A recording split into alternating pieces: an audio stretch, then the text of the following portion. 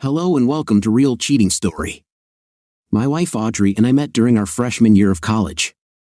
She was incredible to me, tall, around 5 feet 11 inches, with brownish blonde hair. I've always had a thing for tall, slender women, and she was exactly my type. Slim, with a toned figure and an amazing smile that lit up her whole face when she looked at me. People would often joke that they could tell we were thinking about each other by how much we smiled when we were together. In the early days of our relationship, our physical connection was intense. We spent a lot of time together, and the chemistry between us was undeniable. There was one day when we couldn't seem to keep our hands off each other. We were inseparable, starting early in the morning and continuing throughout the day.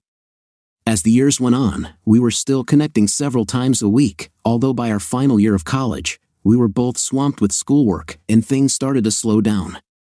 That's when Audrey made a mistake. His name was Brad. Brad was the center forward on the basketball team, a towering guy at 6 feet 9 inches. One night, a lot of people started messaging me with photos from a party. In them, Audrey was hanging all over Brad, and then there was one of them kissing. A friend even sent me a video of Brad leading her into his room with a smile on her face. I was furious. The next day, I went to her place. She was still asleep when I arrived, and when she woke up, it was clear she was badly hungover. I showed her the photos, and she admitted what happened. At least she was honest. She explained that she'd started drinking, met Brad again, and they ended up hanging out. Things escalated, and before she knew it, they were alone in his room, and the night had spiraled out of control. She apologized profusely, telling me she only loved me and that it was a stupid mistake that wouldn't happen again. Audrey pleaded for forgiveness, saying she would do whatever it took to make things right. All our friends and even some of my buddies said it was just a drunken mistake. But I stayed angry for nearly 2 weeks before I eventually forgave her. I couldn't deny that we had built something strong, and I hadn't been without her for that long in years. But I made it clear, if anything like this happened again, we were done. Audrey was lucky to get this one chance. Years later, I look back and realize that the friends who told me to let it go because she was so attractive are mostly stuck in unhappy relationships, while those who told me to prioritize trust over looks are all happily married. Faithfulness means so much more than just being with someone beautiful. Audrey and I moved on. After college, I landed a job as a programmer, and Audrey started working as an admin for a large company. We got married, had our first child, Matt, the following year, and his sister, Marcy, the year after that. Life was going well. Audrey transitioned into real estate, and with her looks and confidence, she quickly moved into selling high-end homes.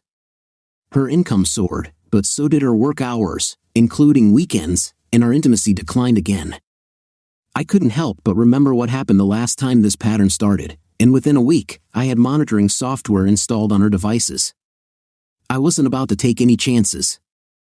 I had installed monitoring software on her smartphone and placed a voice recorder in her purse. 2 days later, I caught recordings of her with some guy named David. The GPS on her phone showed they were at his apartment, across town from her office.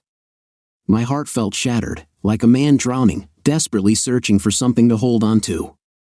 I clung to the fact that they never expressed any emotional attachment, no I love you, no sweet words. It felt like there was still a chance for me to save our relationship, for the sake of the kids. When she got home, I made her favorite meal, and the kids were dressed up nicely. I showered her with attention, and she seemed to enjoy it. I told her how much I loved her and that we needed to spend more time together as a family. She agreed, and I felt hopeful, like I had a chance to win her back. I began texting her pictures of the kids throughout the day, and whenever I saw her texting David, I'd send her a message saying I missed her. I was thrilled when she told David she couldn't meet him on Wednesday. That Friday, I arranged for my brother and his wife to babysit the kids while I took Audrey to a 5-star restaurant. We had dinner, danced, and later, tried to break our personal record for intimacy in one evening. We didn't quite make it, but it was fun trying. The next day, we picked up the kids and spent the day at a water park, enjoying time in the sun as a family. Life felt good, and I thought we were on the right track. But on Wednesday morning, her text to David shattered me all over again. Looking forward to seeing you. I missed you. My wife had been living a lie. I wasn't going to listen to any more excuses. I wasn't about to let her try to explain which parts of our life were real and which weren't. As far as I was concerned, Audrey had already abandoned me and the kids. I caught a glimpse of David when she took her phone out. It was one of her coworkers I had met before, someone who had given me a bad impression right from the start. I briefly considered confronting him, but I decided against it, knowing that my focus needed to be on getting Audrey out of our lives. She had been lying to the kids and me for too long. I would take advantage of every weak point in her double life, aiming to gain custody of the children and secure as much as I could in the divorce. I wanted our family and friends to see how she had chosen her lover over us. The next week was Marcy's band recital. I casually mentioned it to Audrey when I knew she wasn't paying attention. The day before the recital, I used the monitoring software to move the event reminder on her phone to the day after. At the school, I checked to ensure Audrey was at David's apartment and that her phone was set to silent. I left a message asking where she was. An hour later, I called again, reminding her she was late. She called back in a panic, asking if she'd missed Marcy's performance. I told her she just had, though it wasn't true. Marcy was upset on the drive home, wondering why her mom hadn't shown up. I reassured her and Matt that sometimes adults get caught up with work. It seemed to satisfy them, but I could see they were hurt. When we got home, Audrey was waiting, still dressed in her work clothes, though suspiciously fresh. She tried to make it up to Marcy with affection, and after a couple of hours, Marcy hugged her, telling her not to miss the next recital. I wondered if Audrey felt genuine remorse or if she was simply worried about being exposed. It became a pattern, Audrey missing important events, then trying to cover up her absence. I also noticed that she and David would meet at a small restaurant on the outskirts of town. It was known for its Scottish eggs, and one day, I found myself discussing them with my father-in-law, who remarked that he hadn't had a good one in years. I got into a conversation about Scottish eggs with my father-in-law, and he mentioned that he hadn't had a good one in years. I told him about a restaurant I knew, and made reservations for Wednesday, the day Audrey and David frequently went there. I picked up my in-laws and took them on a scenic route, checking my phone to see that Audrey was still at the office. Halfway there, I noticed her phone moving towards the restaurant. We arrived a few minutes after her. As we walked in, I saw Audrey sitting at a booth in the back, right next to David. Loudly, I asked my in-laws, "Do you want to sit in a booth or a table?" Out of the corner of my eye, I saw Audrey's head jerk up, her eyes widening, and she quickly scooted to the other side of the table. David looked confused at first, but when he noticed us, he tried to hunker down. Audrey jumped up and came over, greeting her parents with a big smile. "Mom, Dad, what are you doing here?" she asked. Her dad, still smiling, replied, "We heard about their amazing Scottish eggs and thought we'd stop in to try some." Audrey leaned in to hug him. "They're great. Why don't you sit with us? My coworker and I are just over there." She pointed to the booth where David awkwardly waved back, his face flushed. The smiles on both her parents' faces faded. Audrey's dad stepped back, taking his wife's hand. Her mom, no longer smiling, looked at David and said flatly, "Well, we wouldn't want to interrupt your business lunch." Audrey, trying to sound upbeat, replied, "No problem. We're just grabbing a quick bite before I show a property." The lunch was awkward. Audrey did most of the talking, while my mother-in-law stared at her food, frowning. Her father, who had smiled when he first saw her, now said nothing, his gaze locked on David. I kept the conversation light, asking David how long he'd been working with Audrey and why a nice guy like him wasn't married yet. My favorite moment was when I suggested Audrey introduce him to her single sister. "If it works out, we could be family," I said, watching Audrey's strained smile. David, after an uncomfortable silence, finally replied, "No thanks. I have a girlfriend." I asked, "Really? Anyone we know?" David smirked and said, "She's in a complicated situation right now, so I can't say." He glanced at me with that same smug expression, but it quickly vanished when he realized everyone at the table was glaring at him, especially Audrey. Our food arrived, and the in-laws, who usually ate slowly, finished quickly.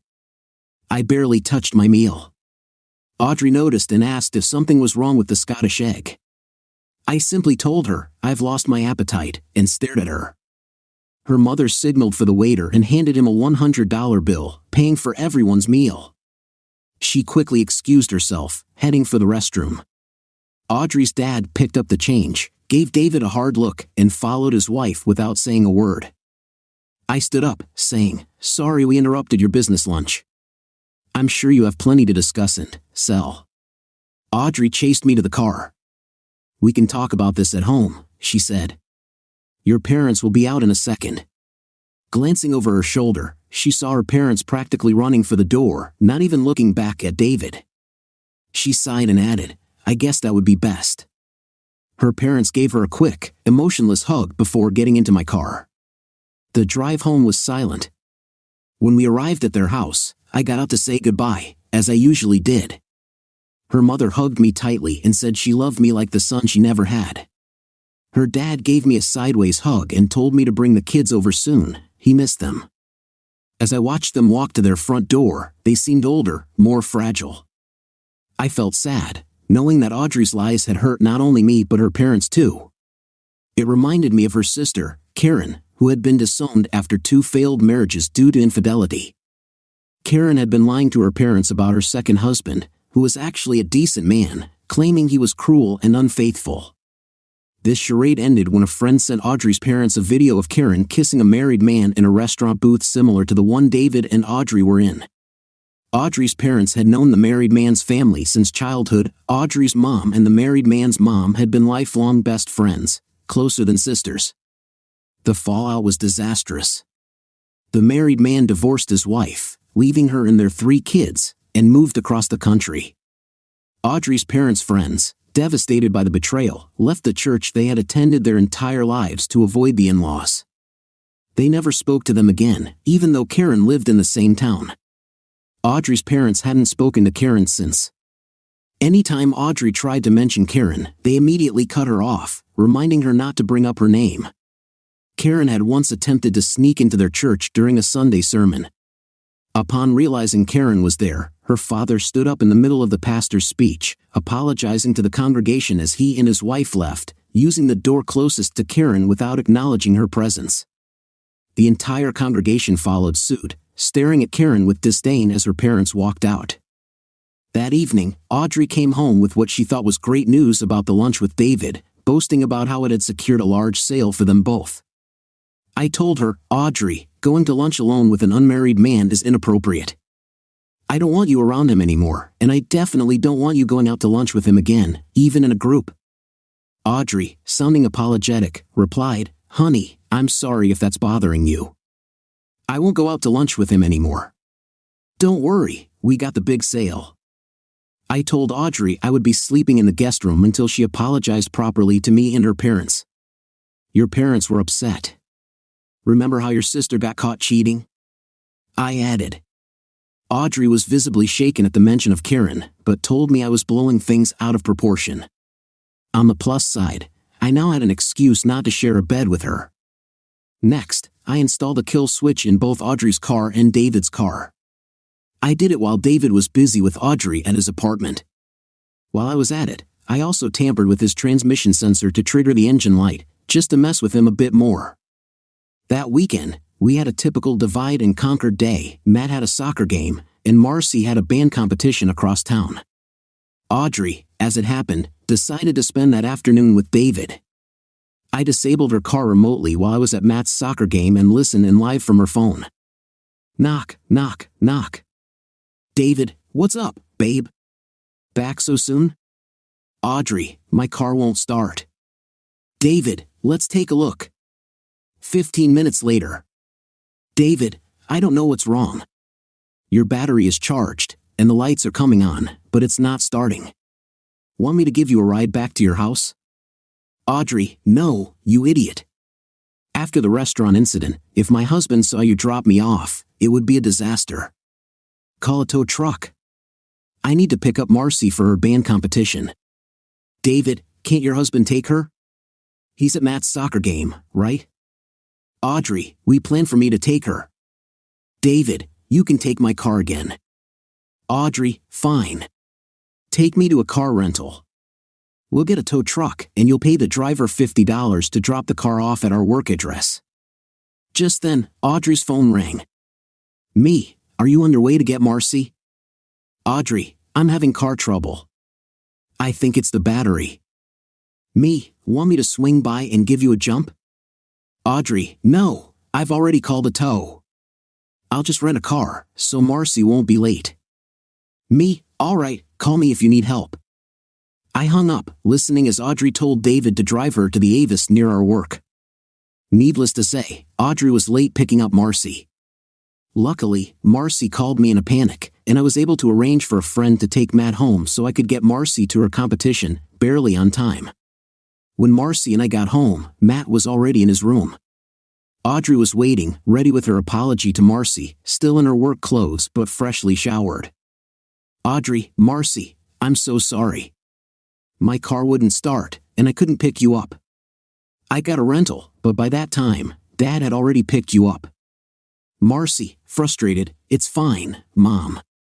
I made it to the competition on time, thanks to Dad. But this is the second time you've missed one of my recitals.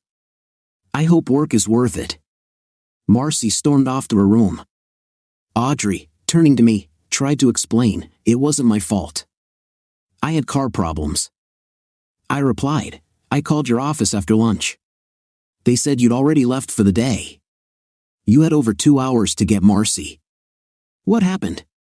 Audrey froze and stopped breathing for a few moments, but then she regained her composure. I had some errands and thought I had plenty of time to get them done. I didn't know my car would stop working. I looked her in the eye for a few seconds, watching her fidget slightly. When she realized what she was doing, she stopped and stared back at me. What errands were you running? You never mentioned anything to me. Nothing, just some stuff, things I needed to do. Well, I hope that those things were more important than your daughter's love because you're on thin ice with that stunt, I said before walking up to the spare bedroom where I had been sleeping alone.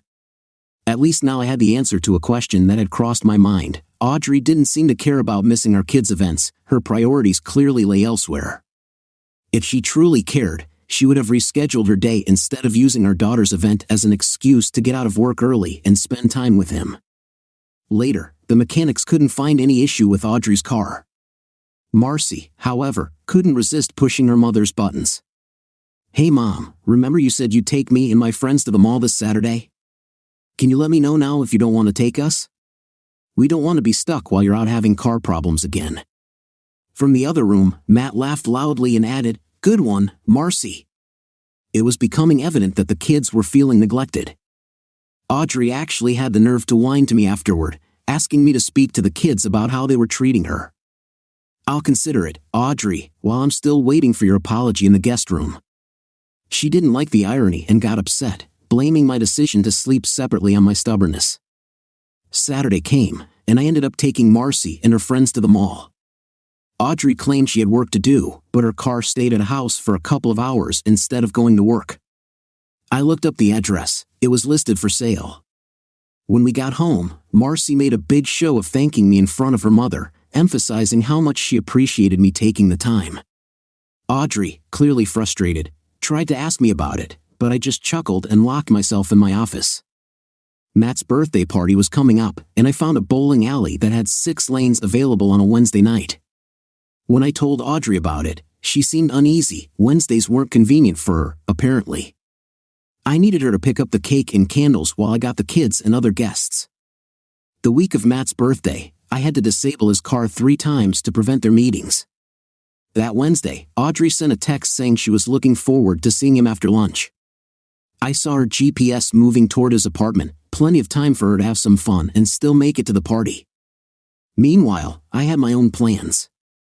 I went to pick up a special present for Audrey. After confirming she was at his apartment, I placed a pet cage covered in black cloth by his door and used a door breaching ram to smash it open. I quickly made my way back to the rental car and, after driving off, connected to Audrey's phone microphone.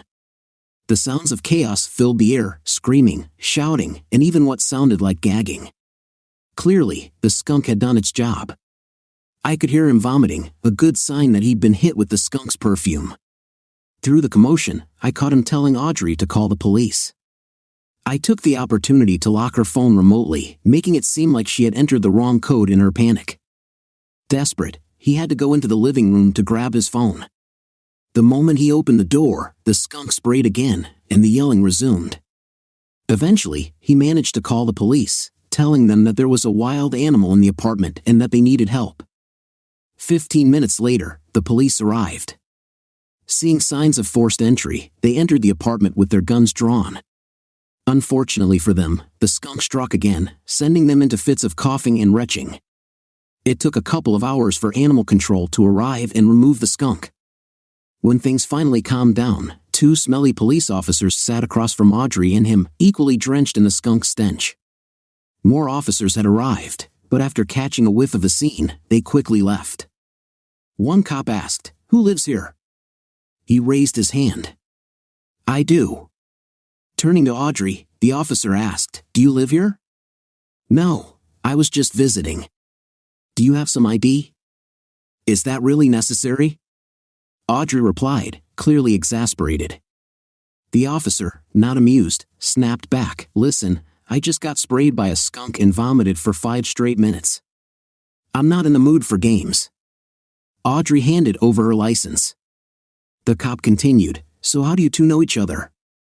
"We work together." "So, what were you doing here?" "We came by to pick up some papers."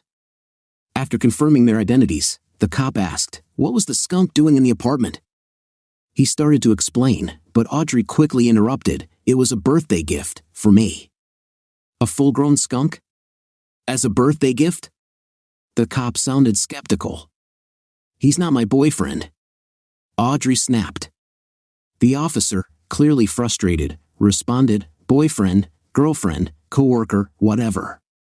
Why would you buy a full-grown skunk as a birthday gift?" "I didn't know it would be full-grown. It was supposed to be young and neutered, so it wouldn't spray. He told me he liked skunks and wondered what it would be like to have one, so I thought I'd surprise him." "Expensive gift," the cop said dryly. Audrey tried to downplay it. "Not too bad. You buy expensive pets for all your coworkers, or just your boyfriend?" Audrey didn't answer. "Boyfriend it is," the cop said. "And what about the door?" I accidentally broke it yesterday and hadn't gotten around to fixing it yet." The officer stared at them both in silence for a long moment before saying, "You're both full of it, but I'm done with this smell. The only reason you two aren't getting arrested is because you both stink worse than me and my partner. I'm not putting you in the back of my squad car smelling like this." With that, I heard the door slam shut. After the police left, he turned to Audrey. "What was that all about?" Audrey, trying to stay calm, said, "We couldn't exactly tell them someone kicked in your door and threw a skunk inside." "Why not?" "Because they would have questioned my husband if he was behind it. If he did it, he already knows. If he didn't, then they would have to tell him I was here." Audrey sweetly asked, "Be honest, how many other women have you been seeing?" "None," he protested. "When was the last time you were with someone besides me?" "About a month ago," he mumbled.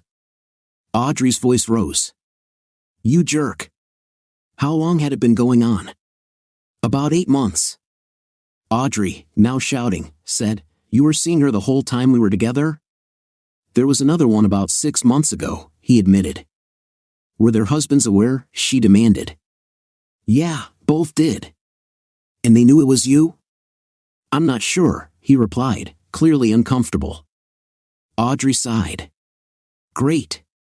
So now I'm positive it was one of their husbands seeking revenge. Either way, I'll find out if it was my husband. If it was, I'm going to make him pay for this," he muttered. Just then, my phone rang. It was Audrey. "Have you picked up the cake yet?" I asked, knowing she could hear the sounds of bowling pins crashing in the background. "I got caught up with work. I'm leaving right now." "Don't let Matt down too," I said. "Don't worry, I'm leaving now." Audrey hung up, and I heard her rushing to get ready. Once she was halfway to the grocery store, I remotely shut down her car again. After a few frustrating attempts, it finally started, but not without several more stops along the way. By the time she reached the store, she was running very late for Matt's party. When Audrey arrived at the store, I overheard her apologizing to the bakery staff, explaining that she'd had an encounter with a skunk. They quickly helped her get on her way. By the time she made it to the bowling alley, the party was nearly over. As she walked in carrying the cake, the smell hit us all hard. We all covered our noses, gagging from the stench. After a quick conversation, Matt, clearly embarrassed, begged his mom to just go home. On the drive back, Matt asked me, why is Mom always missing mine and Marcy's events? I tried to reassure him. She's doing what she thinks is best for the family. Sometimes it's hard to be in two places at once. But you're always there for us, and you make more money than she does, he said, clearly frustrated. Well, I have more flexible hours, which makes it easier for me to be with my two favorite little skunks in the whole world, I joked. Marcy piped up from the back seat. Not funny, Dad. It will be when you tell all your friends about it at school tomorrow, I teased. Even the birthday cake stinks so bad we had to throw it away. Birthday stink cake, they both chimed in, laughing. I was grateful to be sleeping in the guest room that night. A few days later, after Audrey had taken several baths in tomato juice to get rid of the smell, I saw her leaning into my car, sniffing all the upholstery. Watching her was hilarious. She looked like a mouse sniffing around for cheese. Quietly, I followed her upstairs and peeked around the corner as she checked the closet. Using my phone, I recorded her as she dropped down on all fours, sniffing my shoes. I never asked her why her car didn't smell like skunk from the outside. 2 Saturdays later, I told the family I had to run some errands at the hardware store. After asking if anyone wanted to come along and receiving the usual uninterested grunts, I headed out alone. Instead of the store, I drove straight to his apartment. His car was there, a good sign. I knocked on the door, and when he opened it, I pushed my way in before he could react. Can I help you? He asked nervously. I think we can help each other. I'm Audrey's husband, I said, taking a seat at the kitchen table. His face went pale as I invited him to sit with me. The smell of fresh paint still lingered, along with the faint odor of skunk. The furniture and carpet were clearly new. I know you've been seeing Audrey for over 6 months, I began. He tried to deny it, but I cut him off. Would a few pictures and a video of your Wednesday get-togethers help jog your memory? His face flushed. I don't know what you're talking about. Cut the act.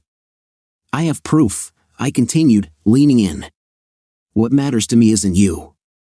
It's my wife. So, here's the deal. Instead of hiring someone to take more incriminating pictures, I thought I'd offer you money instead. He looked confused. You want me to videotape? Yes, you and Audrey. It would be worth $2,000 to you, I said bluntly. He stared at me, processing what I was suggesting.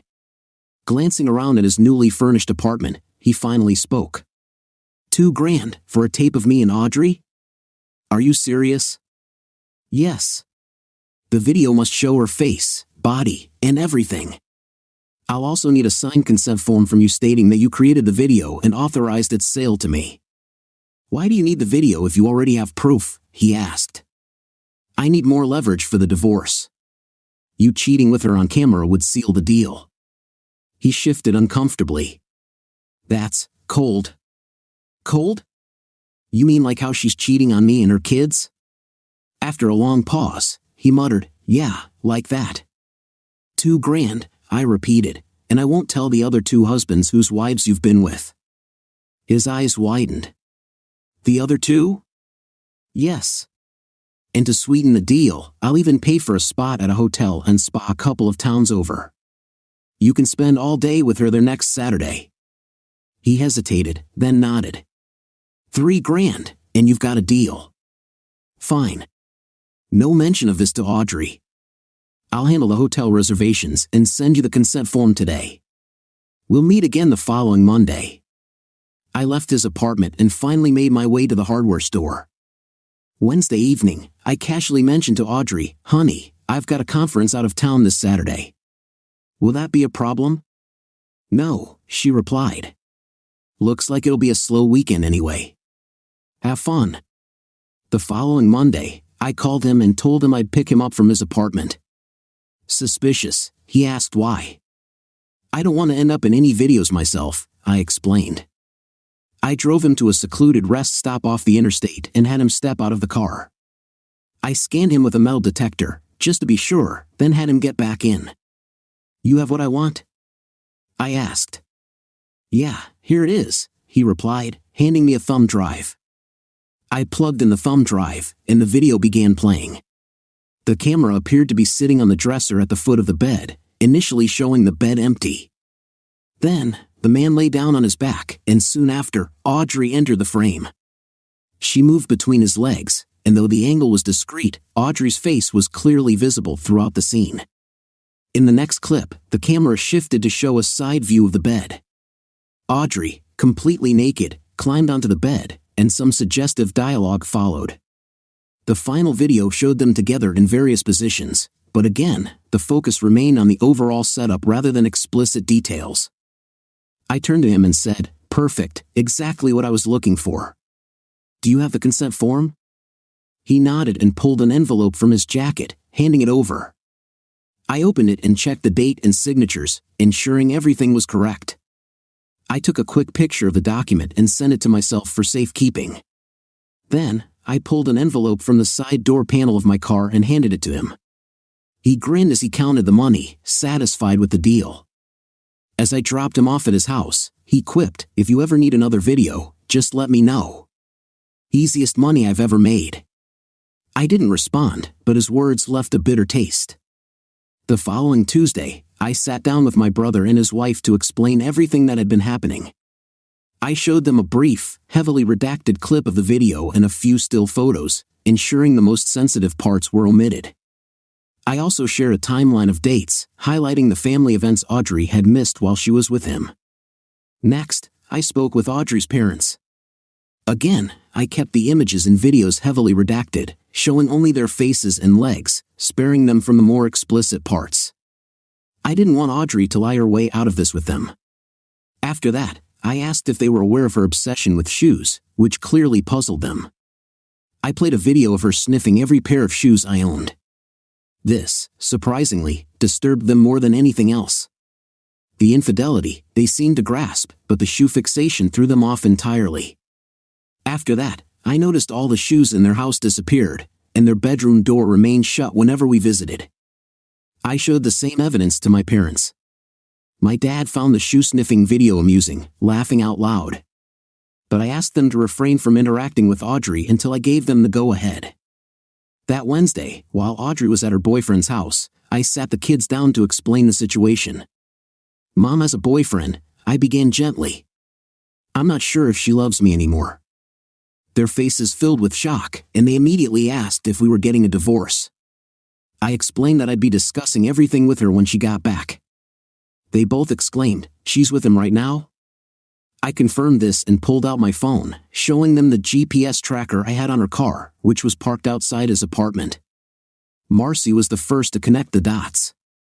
"Is this why she's always missing our events?" she asked, her voice tinged with hurt. I nodded, showing them a timeline of all the days their mother had missed important family moments, with each absence highlighted. They both started crying when they saw how late Audrey had left his apartment to make it to Matt's birthday party. I hugged them both tightly, reassuring them. "The most important thing is that I love you. This is between your mother and me, and we're going to do everything we can to stay a family." After about 30 minutes of crying, hugging, and talking, we heard the front door open. Audrey walked in, immediately sensing something was wrong. "What's going on?" she asked, looking at the kids' tear-streaked faces. "Kids, why don't you go to your rooms while your mother and I have a conversation?" I said. They each gave me a big hug before throwing their mother a dirty look as they left the room. Once I heard their doors close, I turned to Audrey and asked her to sit down. "Audrey, I know you've been having an affair." Her eyes widened, and she immediately denied it. "Oh God, no! That's not true. I would never cheat on you. Why would you even say something like that?" Her voice cracked as tears welled up in her eyes. I remained calm. "Audrey, if you're not going to be honest, then this conversation is over." "There must be some mistake," she insisted, her voice trembling. "Someone must have thought they saw something, but it's not true." "All right, Audrey. We're done for today. Take the rest of the day to think about what you're doing to this family. We'll talk again tomorrow. In the meantime, don't speak to me or the kids until we've resolved this." I stood up and walked to the guest room. Audrey followed, pleading with me, but I shut the door in her face. Moments later, I heard her quietly trying to talk through Marcy's door. "Marcy, this is all a mistake. Please, open the door so we can talk." Marcy didn't respond, but she texted me, "Can you make her go away?" I replied, "I'll try." I opened the door and looked at Audrey. "Please, leave the kids alone until we work this out between us. You're making this harder for them than it needs to be." "But I want to know what you told them," she replied. "I told them the truth, that you have a boyfriend. Other than that, it's between you and me until we figure this out. Now, please, leave the kids alone." Audrey gave me a sad look before walking to her bedroom. I heard her sobbing quietly for the rest of the night. The next day, Thursday, I was sitting at the kitchen table when Audrey came home. The kids were out with friends, not wanting to be around. "Audrey, please sit down." She sat across from me. "Have you thought about what you're doing to this family?" She nodded. "Are you willing to have an honest conversation with me about your affair?" Again, she nodded. "So, what do you have to say for yourself?" Audrey hesitated before speaking. "This is all a misunderstanding. Yes, I've had an affair, but it's only been emotional. I've had a few lunches with him, even though you asked me not to. But we work together, and it's unavoidable. I've confided in him about some of my feelings, but that's all. Believe me, I love you and only you." I sighed. "Well, since you think your best option is to lie your way out of this, we're done for today. I'll talk to you again Saturday morning at 9 a.m. The kids will be staying at my parents' house tonight and tomorrow. Until then, take the time to think about what you're doing to this family." I got up and went to the guest room. Audrey didn't follow. Saturday morning came, and I had breakfast with the kids at Audrey's parents' house. When I got home, Audrey was sitting at the kitchen table. "Are you ready to have an honest conversation about your affair?" Audrey nodded. "You told my parents about this?" "Yes." "You told your parents, your brother, and his wife too?" "Yes." "How could you do this to me?" I asked. "I've always worked hard for our family, but now, all your hard work has gone into lying, to me, to the kids, and to our parents. How could you stand there and look us all in the eye while hiding the truth?" Audrey's voice trembled. "I only kissed him a couple of times, that's all. You've turned everyone against me.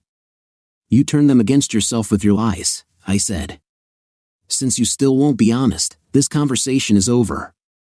The kids will be staying with their grandparents for the time being.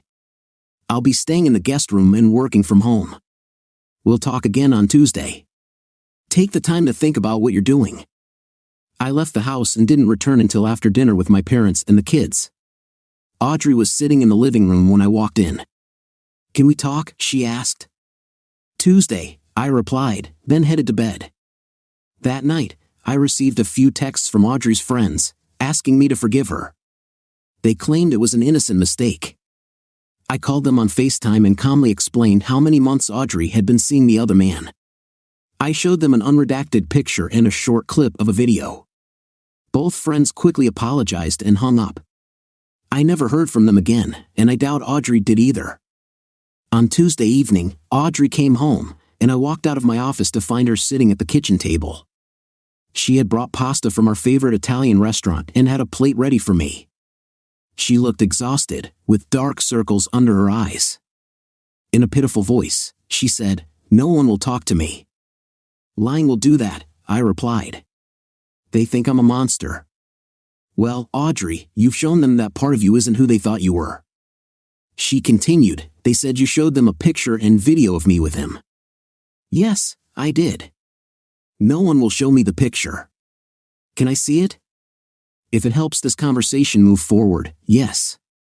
But just so you know, I haven't let any other copies get out. I don't want our family ridiculed because of your choices." I showed her the unredacted picture and the video. "I love you so much," she said tearfully. "Can't we just let this mistake go?" How strong was your love for me that you felt the need to be with someone else? I never loved him, Audrey said.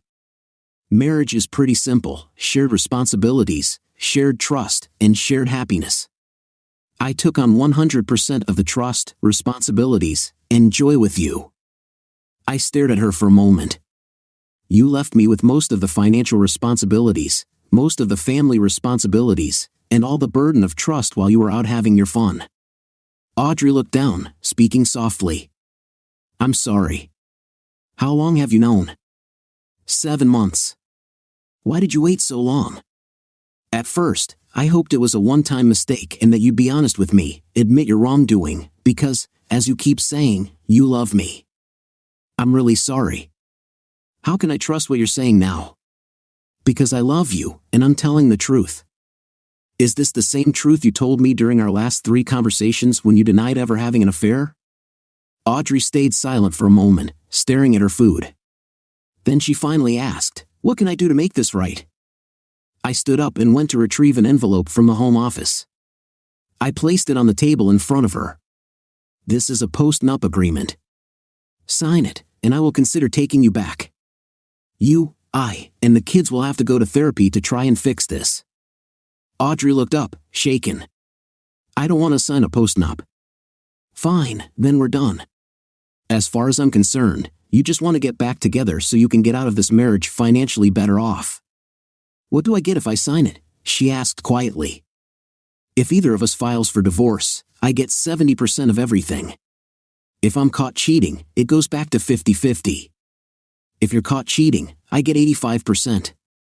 In all cases, I get full custody of the kids. Have an attorney look it over for you, and sign it if you want to. I'll only stay in this marriage if I'm sure you're willing to sacrifice something for it. How long do I have to decide? She asked. Until Saturday morning, I said, getting up to leave. Audrey looked at the food she had prepared. Aren't you going to eat? I bought your favorite. After everything you've done and all the lies you've told me, should I expect the sauce to be extra fresh? I shot back, watching as she began sobbing. Sign the post-nup if you want to regain even a little bit of my trust.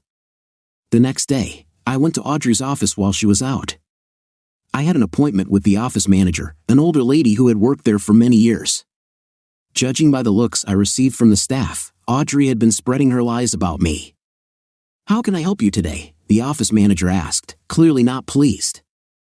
There's a misconception that I'm the bad guy in my marriage. That seems like a personal matter, irrelevant to this office, she replied icily.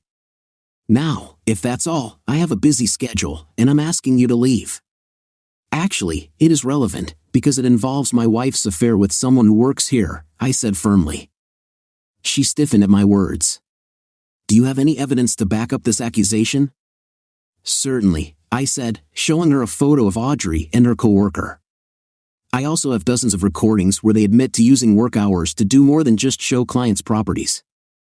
I played her short clips from 2 of the recordings. She was visibly uncomfortable. Can I assume my wife will be fired immediately?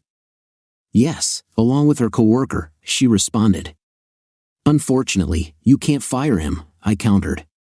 While I had permission to record my wife's conversations, I didn't have permission to record his. So none of this is admissible in court.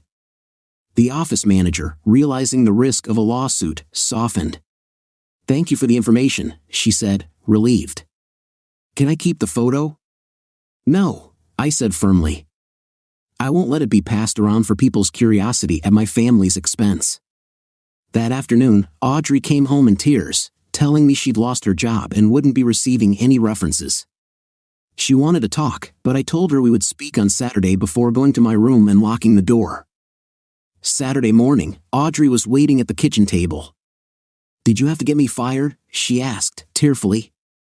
When you knew I found out about the affair, you should have quit your job immediately to get away from him. I just made the right decision for you since your moral compass seems broken. We could have discussed it first, she said, pleading. I thought we had established that we were no longer making decisions together, especially ones that could have an adverse effect on our spouse or children. Speaking of which, I asked, have you signed the post-nup yet? Yes, she said, handing me the envelope. I looked it over, confirming it was signed and dated, then sent an electronic copy to my lawyer and placed the physical copy in my safe.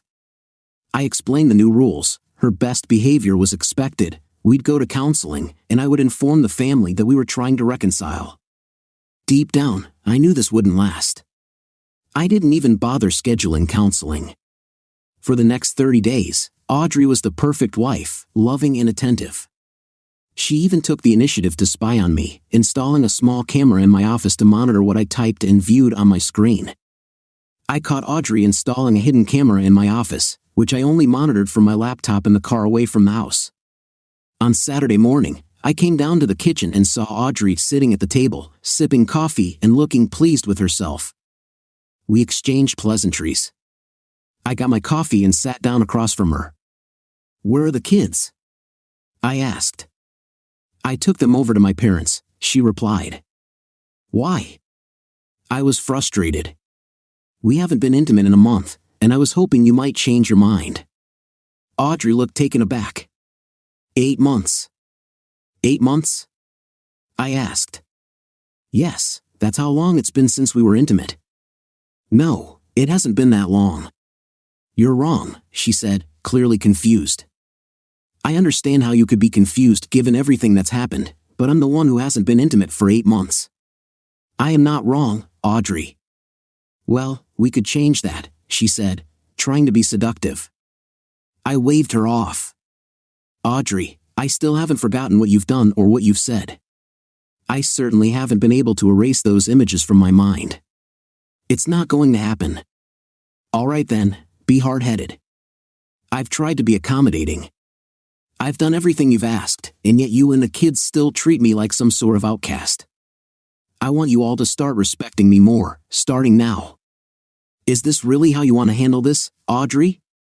I asked. "Yes," she said defiantly. "I don't like being blackmailed with your videos. I've done something about it. I deleted all the copies you had. You made a mistake when you admitted to keeping copies. I even deleted your cloud backups and destroyed your thumb drive. I was unfazed. I've been watching you. You're so predictable. I'm tired of being treated like a pariah in my own home. I'll be staying with my sister until you come to your senses and start treating me with more respect. Without the pictures to hold over my head, I'm moving on. I've found another job and will be taking care of myself. I'll pick up the kids from school and have dinner with them at my new place until you start treating me better."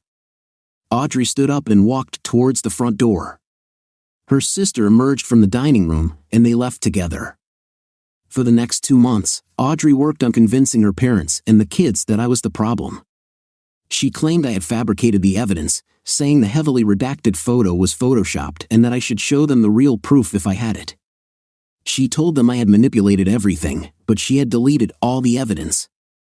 The kids were confused, and her parents wanted to believe her. I even saw some doubt in my parents' eyes, not that they didn't trust me, but because they could see I was losing the kids' trust. My brother and his wife, who had seen the videos, were completely on my side. Despite this, I felt like a pariah. I arranged another meeting with Douche. This time, I pulled out all the stops. I rented a beachfront hotel room in Florida, hired 3 well-endowed male escorts. 3 was overkill, but I wanted to be prepared, and bought 2 first-class tickets for Audrey and Douche. I also offered Douche $5,000 for the video, specifying it had to be recorded on the hotel suite balcony. Douche asked for more money to take Audrey out to an expensive restaurant, which I reluctantly agreed to, knowing he was milking me. During the meal, Douche and Audrey, along with Karen, chatted excitedly about their plans. Karen revealed she had covered for Audrey for years and had even covered for Douche when he was involved with Audrey. She mentioned how Audrey had to stop seeing Douche after someone tipped off her husband. 2 weeks later, I watched the latest video from my car. The video began with Audrey, Karen, Douche, and the 3 escorts walking onto the balcony. They were all already sweaty. Karen talked about Audrey's affair and how Douche had been with her. One of the escorts joked about Douche's size compared to the others, and they all laughed, except Douche. Douche started with Karen, then went inside the hotel room, emerging later with the other 3 escorts, who took little blue pills. Soon, all 4 men were aroused. The video showed Audrey being intimate with all 4 men over the next 2 hours, with Karen acting as a fluffer, unaware of the full extent of what was happening. After watching the video, I praised Douche for his work. I encrypted the video and uploaded it to the cloud, then encrypted the copies on the thumb drive before putting it in my pocket. I closed my laptop, put it in my briefcase, and drove away from the rest stop. Douche asked for his payment, but I told him I had a few questions first. "Did you approach my wife first?" I asked. "Not really. It just kind of happened, working together and all." "Who mentioned sex first?"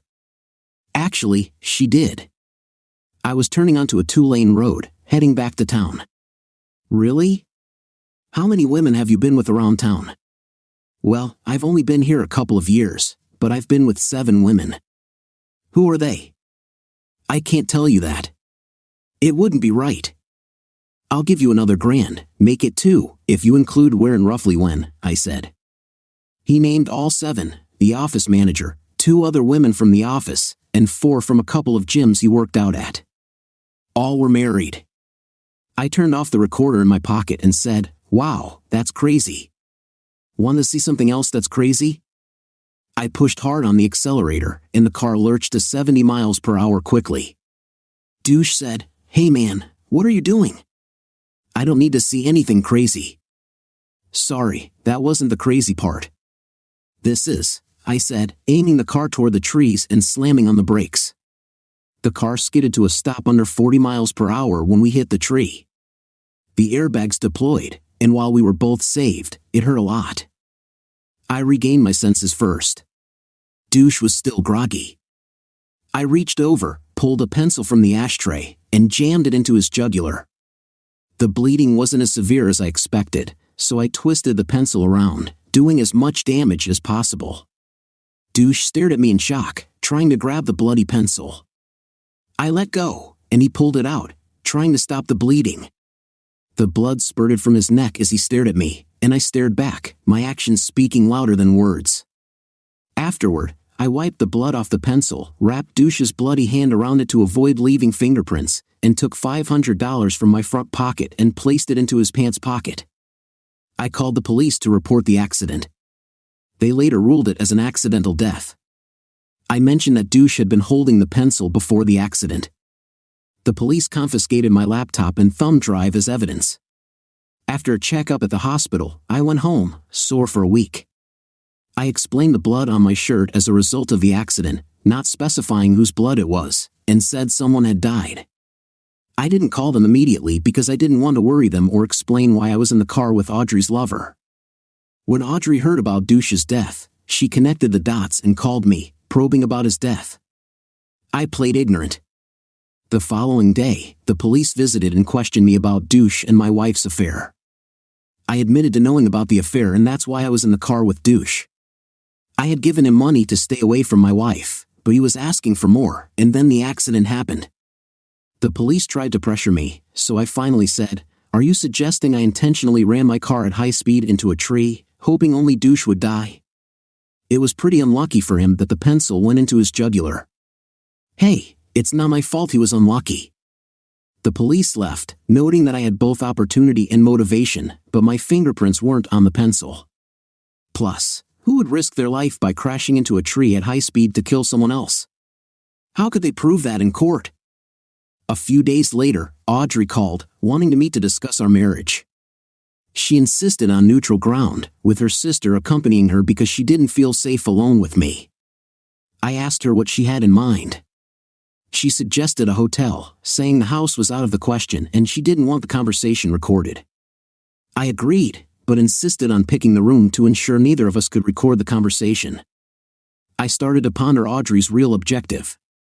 She could have easily met me at the house like before, but she definitely did not want me recording what was going to happen. We met the following Saturday afternoon. I followed Audrey and Karen's car to a nice hotel across town. When we arrived and checked in, the hotel attendant gave us room 216.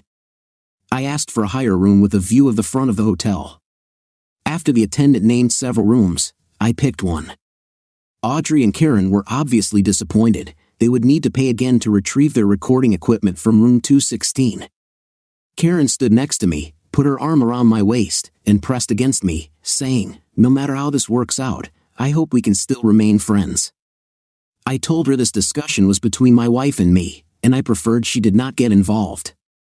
Karen was likely the only person who had flirted with me openly for years without crossing boundaries.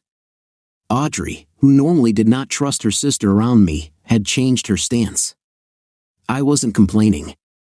The hotel room was standard, an office desk with a chair in one corner, a dresser along the wall, and a queen-sized bed in the other corner. Audrey asked, "What now?" I smiled and said, "Strip completely naked." "I don't trust you, and you don't trust me." Audrey looked at Karen. "She's my sister. I don't want you seeing her naked." "Oh please, she doesn't have anything most people in town haven't already seen," I replied. Karen stuck out her tongue, revealing a tongue stud in the middle. Audrey relented, and they began undressing. I quickly removed my clothes, neatly piling them on the desk, with my back to them. I slipped a pin from my pants pocket and placed it behind my clothes on the desk. It matched the other hotel pin, with no visible difference, but this one had a camera hidden inside. I had prepared these in advance by hollowing out each pin slightly to fit a tiny camera. I walked to the bathroom, placed my clothes inside, and kept an eye on Audrey and Karen. I then returned to the desk chair and sat down naked. Audrey and Karen sat on the bed in their bras and panties with their clothes beside them. "Karen, please put the clothes in the bathroom," I instructed. When Karen returned and sat down, I said, "All right, you two, lose the underwear." "Audrey, this is good enough." Karen, acting indignant, protested, "I'm not standing here while you stare at my privates." "Fine.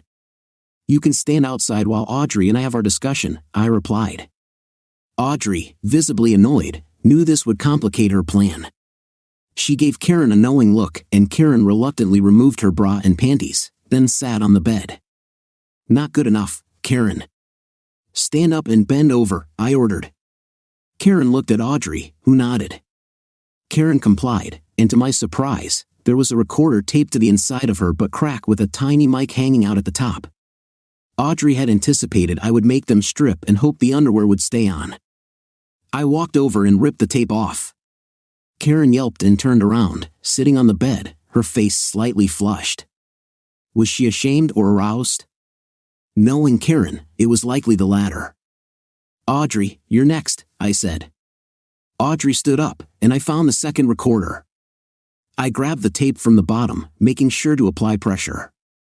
After struggling with the tape and inadvertently pressing into her, I finally ripped it off. Audrey turned around and sat on the bed, her chest flushed, indicating some level of arousal. I then stepped between Audrey's legs and ran my fingers through her hair, searching for any hidden recorders. I found one attached with a bobby pin. I threw it into the pile with the others and said, "Audrey, these look expensive." When I was checking Karen's hair, she shifted to the edge of the bed and wrapped her legs around mine. I took my time going through her hair while trying to maintain my composure. I noticed Audrey's smirk, which seemed to confirm my suspicion about why we were there.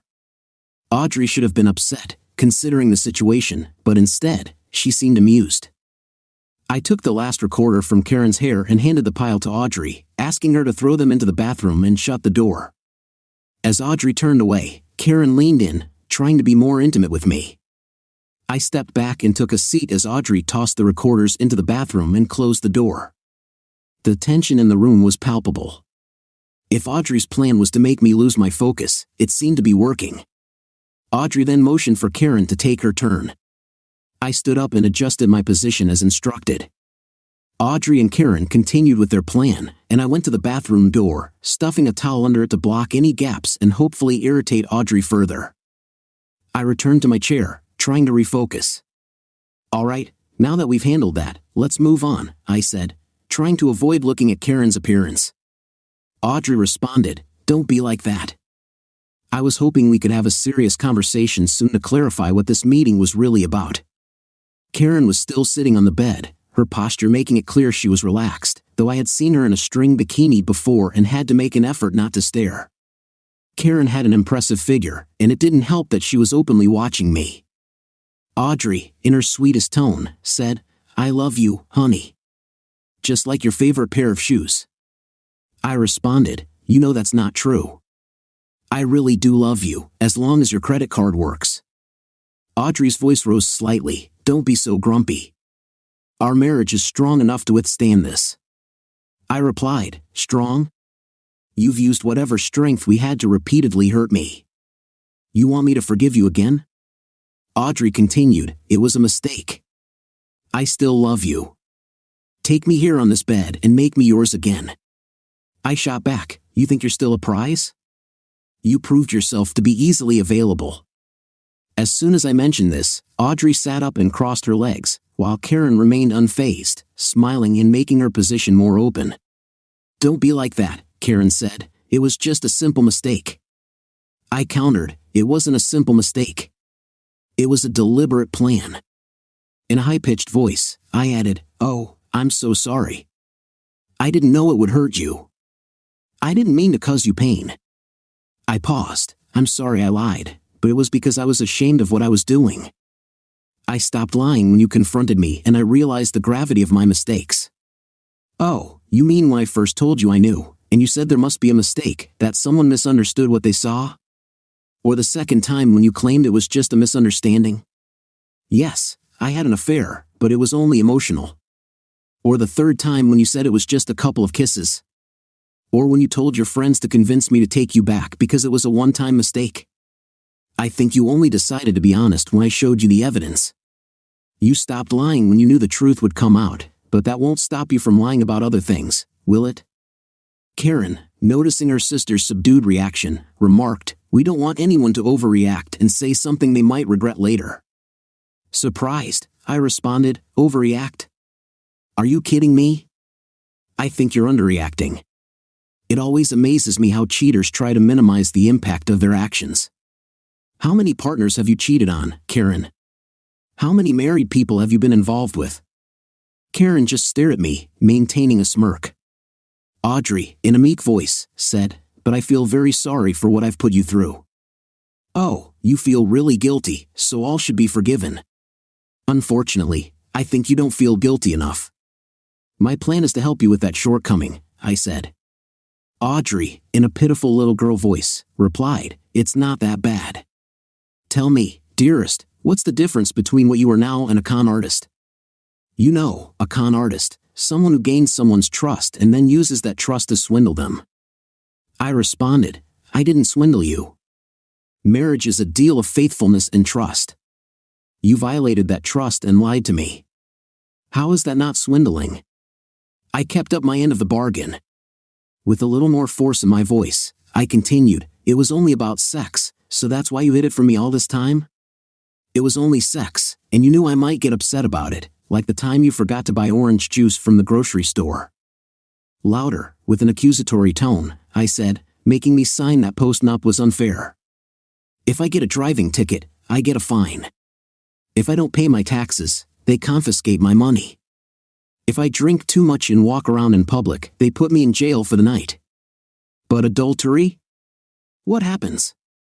Children's lives are ruined because of this. People are driven to murder or suicide over it. If life were fair, marriage licenses would be contracts where adulterers face jail time, lose 75% of their assets in a divorce, and face maximum sentences if they're single. Marriage is about raising a family and being faithful to one person. Otherwise, what's the point? Audrey stared at me, unable to answer. Audrey, do you know how many marriages last more than a few years that start out with infidelity? 5%. That's the same percentage as open marriages. Was that your plan, Audrey? Divorce me, marry him, and be in an open marriage? Guess we'll never know, will we? He's dead. Audrey's face twisted into an ugly expression, and she had an evil glint in her eye. All right, screw you. I've deleted all your evidence, so you have nothing to hold over me anymore. We've both been hurt, and now my parents and our kids don't know who to believe. Was it worth it? Was it worth destroying your marriage over this? Pointing at myself, I said loudly, I didn't kill this marriage. You killed it. I'm just declaring the time of death. Audrey was shocked. She still thought our marital problems were my fault for catching her and being unreasonable. Angry, she said, maybe I wouldn't have had an affair if you'd paid more attention to me. Why would I? I shot back. You were paying zero attention to me. That seemed to take the wind out of Audrey. We sat quietly for a minute, staring at each other. Karen, seeming to ignore our conversation, just stared at my tool. Did you kill him? Audrey asked, her voice trembling. With my back to the pin camera, I smiled broadly and answered, it was an unfortunate accident. How could you do something like that? Audrey demanded, trying to elicit an emotional apology or moral justification for my actions. I avoided both, as either could be seen as an admission of guilt. Instead, I replied, after we hit the tree, you should have seen the look on his face when he was bleeding out. Audrey looked like I had slapped her. I pointed at her face and chuckled. Yeah, that's it. Just act like your throat's been choked and you can't breathe. Or like you're having lunch with your coworkers. Her eyes started to water. He was a good guy. I let my anger creep into my voice. Oh, you mean those good guys who mess with other people's marriages? Too bad he died. Wasn't he up for Humanitarian of the Year in the category of wife stealer? You didn't have to kill him, Audrey half yelled, now visibly crying. Are you upset that life is not fair? I asked. If life were fair, he would have been in jail a year or two and not been in that car with me that night. But no, our legal system turns a blind eye to adultery, so he would have walked away, scot-free, after ruining my marriage and my family's happiness. So, to me, he got exactly what he deserved. Karma. Audrey, tearfully, said, but you still love me. I know you do. Correction, I replied, I used to love you. True love is a privilege most people never get to experience, even if they marry. You had it from me for a moment in your life, and all I got back was your lust for a wedding, your lust for a husband, your lust for my money, and your lust for my faithfulness. You threw away love for something as petty as lust because you never knew what true love was. Millions of guys will use you for lust. You're damaged goods now. No man will truly love you like I did after what you've done to your family and me. Tears streamed down Audrey's face. This definitely hadn't gone as she had planned. But I had to hand it to her. She regained her composure and got back on plan. The look in Audrey's eyes changed as her mind was spinning. For her next move, Audrey sat up straight, wiped her eyes, and said, I want a drink. Anyone else want one? I'm going to the bar and then I'll be back. Hopefully, we can discuss this like adults. Audrey then got up, went into the bathroom, got dressed, and left the room. As Audrey mentioned the death of her sister's partner and the conversation heated up, Karen, still oblivious to our conversation, began to indulge in her own pleasure. The room was filled with the strong smell of Karen's actions, and I couldn't help but notice how her physical appearance was striking, her toned body and flat stomach. I knew Audrey had seen what her sister was doing but chose not to acknowledge it. Karen, now very focused on her own desires, commented, Your body looks tempting. Audrey told me she hasn't been intimate with you in a year, and you have such a nice physique. I said, I appreciate the offer, but Audrey will be back soon. Karen responded, What she doesn't know won't hurt her, and pulled me from my chair. Despite my internal struggle to stop her, Karen began to engage with me. However, Audrey returned sooner than expected, holding her phone up. She entered the room just as Karen was trying to pull me onto the bed, yelling, Please stop. The door flew open, and Audrey charged in, confronting Karen and me. What are you doing to my sister? Audrey demanded. He's assaulting me, make him stop. Audrey then pushed me away from Karen and pulled her sister from underneath me. She smiled at me, dropped her phone on the carpet, and hit end on the video recording. She made a few more clicks, presumably sending the video to the cloud. Well, now you've done it, Audrey said. I have you on video attempting to assault my sister. Thank God I came back in time to save her. Audrey and Karen laughed, and I sat back down in my chair, feeling defeated. Audrey continued, Here's how the divorce is going to go. There will be no more post-nup.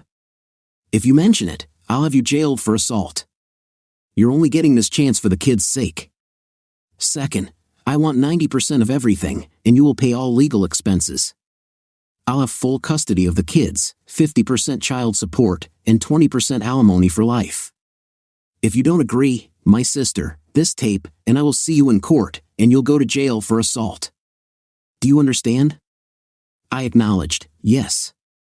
Audrey's final plan was evidently her main objective. Good. You can be with my sister now if you want. Flirting with you has made her quite eager. Audrey then gave Karen a hard slap on the behind. No thanks, I replied. I don't want to give you any more evidence for your claims. Audrey and Karen attempted to kiss me, but I turned away. Karen quickly dressed and left, saying, "Come on, Audrey. Let's go find some men who are more up for it. I know some guys who are always looking for a good time." Moments earlier, Audrey had been crying over our lost love, and now she was leaving with her sister, both laughing at me. I thought to myself, I've seen behind your mask, and I don't like what I've seen.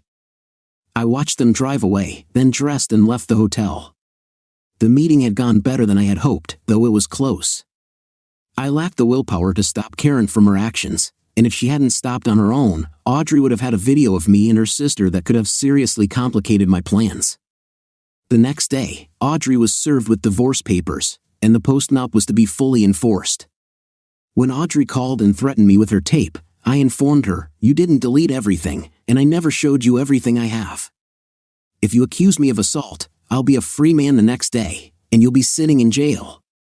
Audrey was a smart woman, and by this point, there were too many uncertainties for her to use her hotel meeting video. I knew she would wait and see before revealing her strongest evidence. We both hired lawyers. I remained firm on my demands based on the post-nup. I provided my lawyer with transcripts of all my pre- and post-nup recordings. My lawyer notified Audrey's attorney that due to unforeseen circumstances, we were in the process of recovering the recordings Audrey had deleted and only had the transcripts at that time. We went back and forth with the lawyer negotiations. I didn't mind, as I planned for Audrey to cover the entire bill. Audrey also had an expensive lawyer, obviously expecting me to foot the entire cost. Eventually, the lawyers gave up and scheduled a court date. The issues were whether the post-nup was enforceable and if I had any actual recordings.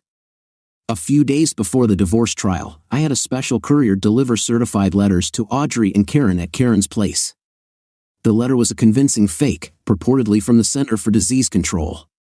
It informed Audrey and Karen that shortly before his death, Douche had come into contact with someone who had full-blown AIDS, and the test results confirmed he had contracted the disease.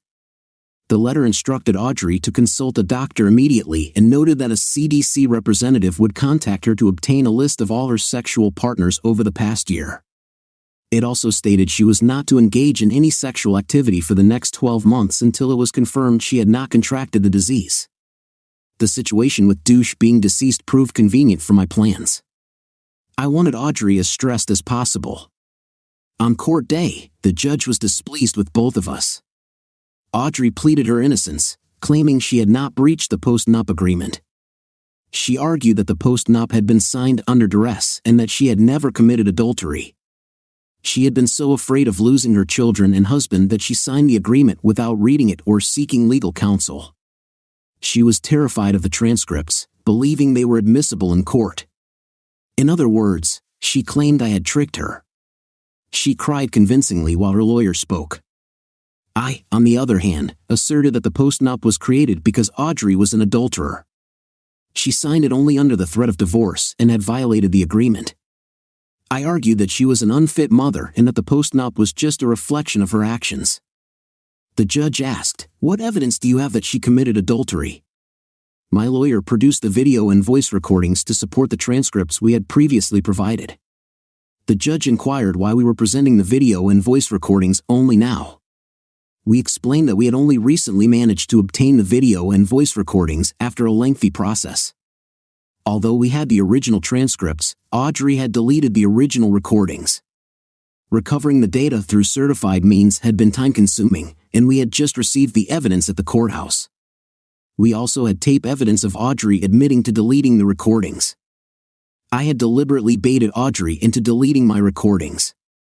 After she installed a camera in my office, I updated a recording and saved it to multiple locations, including a thumb drive on my desk. Audrey believed she knew where I kept all my copies. After Audrey deleted my copies, I worked hard to make her believe she had erased everything and that I was now helpless. It was paying off. Judges generally disapprove of parties who knowingly delete evidence.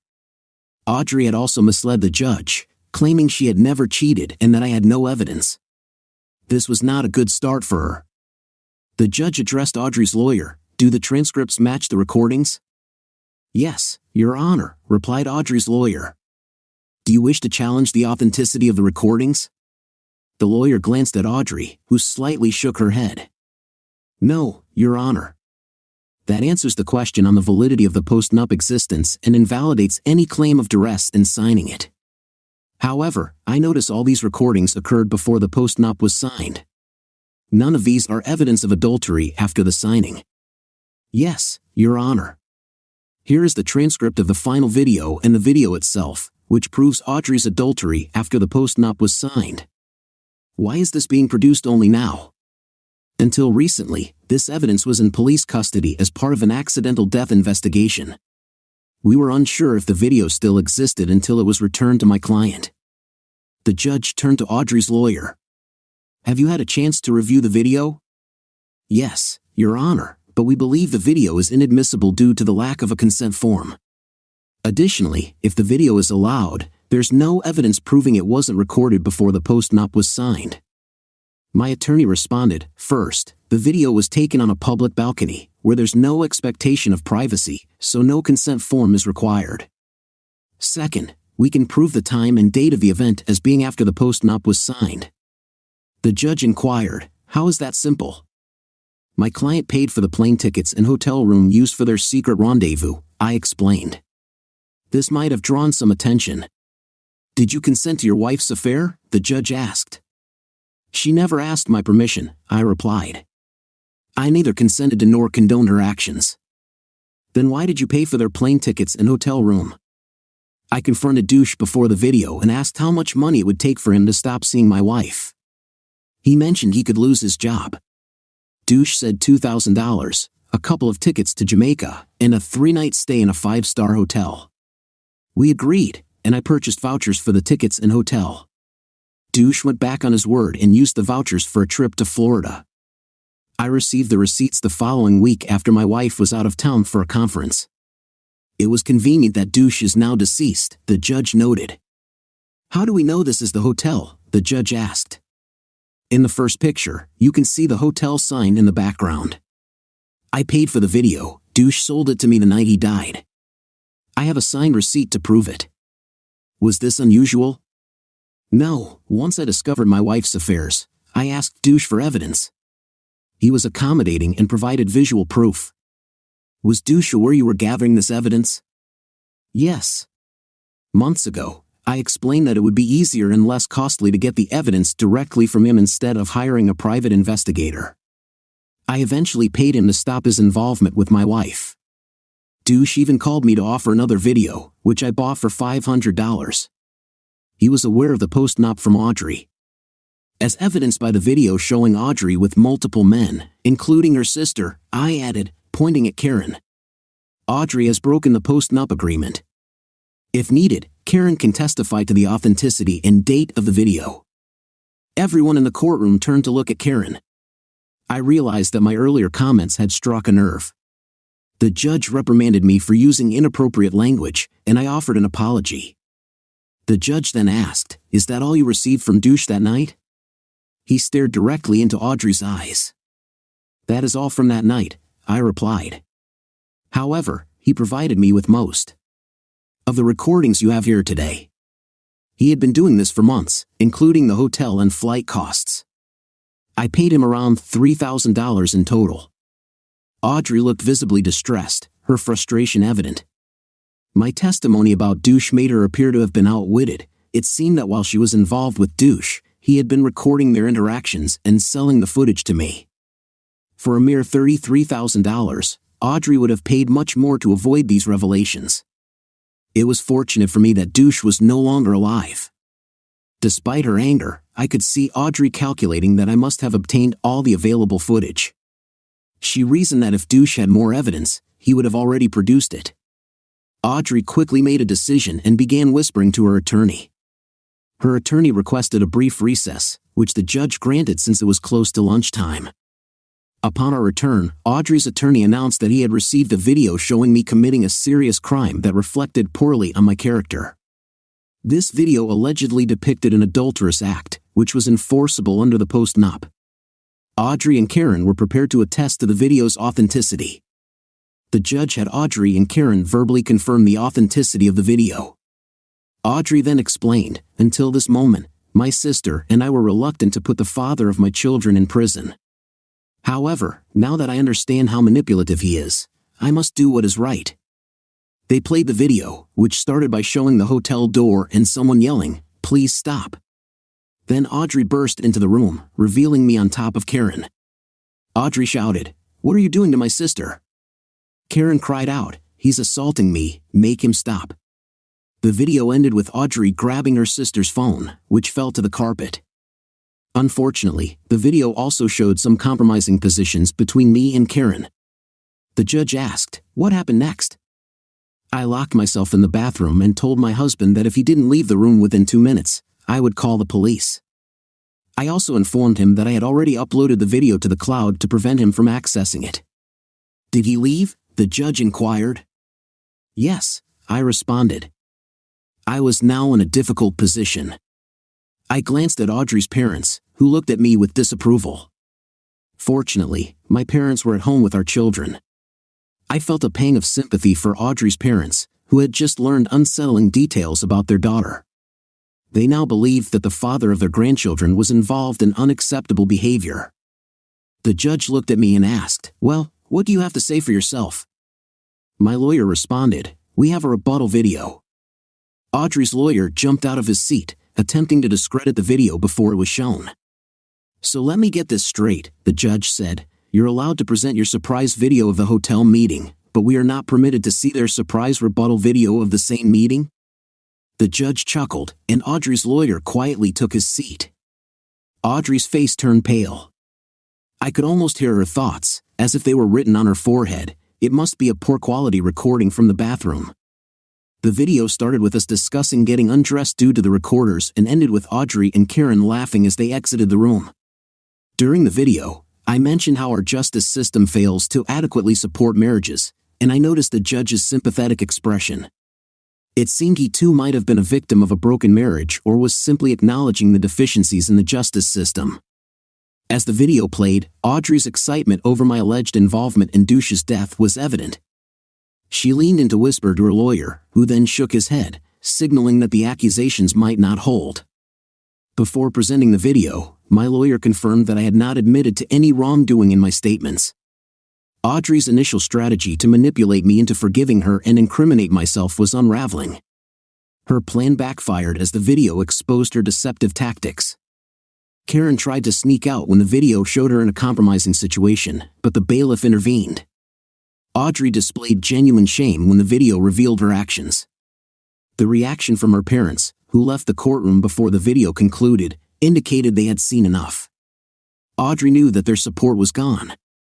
After the video, the judge decided the post-nup would be enforced as written. My lawyer informed the court about Audrey's secret bank account, which she had failed to disclose. This account held more than all our other assets combined. Audrey had been diverting funds into this account, including equity from our house through a second mortgage. I had discovered this account early on, using monitoring software. The hidden funds and the second mortgage transfer were my maneuvers to uncover Audrey's deceit. The judge, using his discretion, awarded me 100% of the assets and ruled that Audrey would bear all attorney fees and court costs. In the end, I received 95% of the assets, full custody of the children, the house, 2 of the 3 cars, child support for a few years, and alimony for 5 years. Audrey's life unraveled dramatically after the affair came to light. She faced 90 days in jail, lost her secret bank account, and was betrayed by her affair partner, who turned out to be a deadbeat. She lost her children's trust, was forced to pay 50% of their college expenses, and saw her career and relationship with her parents deteriorate. The small fraction of assets she retained didn't even cover half of her legal and court fees. She did manage to get her clothes, her car, and her jewelry, but I had sold all her expensive jewelry shortly after discovering her affair. At that time, we were still together, and I had stored the jewelry in a safe. Once I learned of the affair, I stopped taking Audrey to nice places, so she never noticed the missing items. She couldn't prove I had sold them, and I claimed she had sold them and was trying to blame me. With the money from the jewelry and the car accident settlement, I bought my dream car. The money saved from the jewelry was intended to be combined with the car accident settlement, which I hoped would cover my funeral costs if I didn't receive the settlement due to the accident. When Audrey went to jail, I informed the facility of suspected HIV exposure involving her and her sister. I provided the court with copies of their CDC letters. Upon their release, both Audrey and Karen were bald, a result of the rumors circulating about their supposed HIV status. The rumor was that Karen had been involved with another person's intimate area, leading to both sisters being treated as property by others during their incarceration. This public humiliation took its toll on Audrey, who seemed diminished by the experience. The HIV rumors persisted for nearly 2 years, during which Audrey and Karen both lost a significant amount of weight and began smoking. The label of HIV sisters became well known in town, and their appearance deteriorated, making them look significantly older. Audrey struggled to maintain a relationship with her children, who faced teasing and eventual shunning due to the rumors about their mother. With her reputation in tatters, good job opportunities were scarce, forcing her to commute to work in a distant town. Her efforts to stay close to her children were in vain, as they resented her and were embarrassed by her. As Audrey and Karen's prospects dwindled, they turned to relationships with men who used hard drugs and were willing to share their partners. This lifestyle further impacted their appearance. Audrey lost her job in real estate, as no one wanted to buy houses from someone who looked increasingly disheveled. Eventually, Audrey and Karen's only job options were as bar waitresses or strippers. They moved in with a man 14 years older than Audrey, a registered sex offender with a history of multiple divorces and estranged children. Known for his preference for bar workers and strippers, he traveled frequently, and both Audrey and Karen engaged in relationships with other people to make extra money while he was away. Additionally, I sent recordings of Dutch's last words to the husbands of Audrey's ex-boss and the matronly lady who had once threatened to call the police on me, and who had boasted to Audrey about Dutch's reputation. I personally played the recording for her husband and then detailed all the things Dutch had bragged about regarding other men's wives. I also showed him a video where Audrey explained her years of covering for her boss every Thursday at office parties. I knew he had actually owned the real estate agency even before their marriage. As he was leaving, he thanked me for Dutch's death and with a sly grin, remarked on my driving skills. He mentioned that he intended to use the prenup to make things difficult for Audrey. Occasionally, I received drunken messages, usually from Audrey, telling me how good I had it and what I was missing out on, all while she is involved with other partners. Audrey and her associates sometimes sent taunts, enticements, or threats, and on rare occasions, videos of their encounters, with Karen filming and providing commentary. Karen seems to believe that these videos will either degrade me or provoke me to try to win Audrey back. However, these attempts have only confirmed that I no longer have any desire for either of them.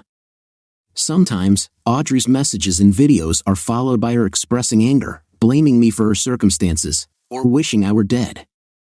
More often, they include her crying, professing that I am the love of her life, begging for forgiveness, and hoping for reconciliation.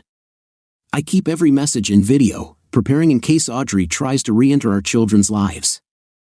I've accepted that Audrey never truly loved me as I loved her. To her, life is measured by what she can take, not by what she can give. I have a restraining order against both Audrey and her sister, as I believe they may still harbor resentment towards me. Dear listeners, please share your thoughts in the comments section below, and don't forget to like, share, and subscribe.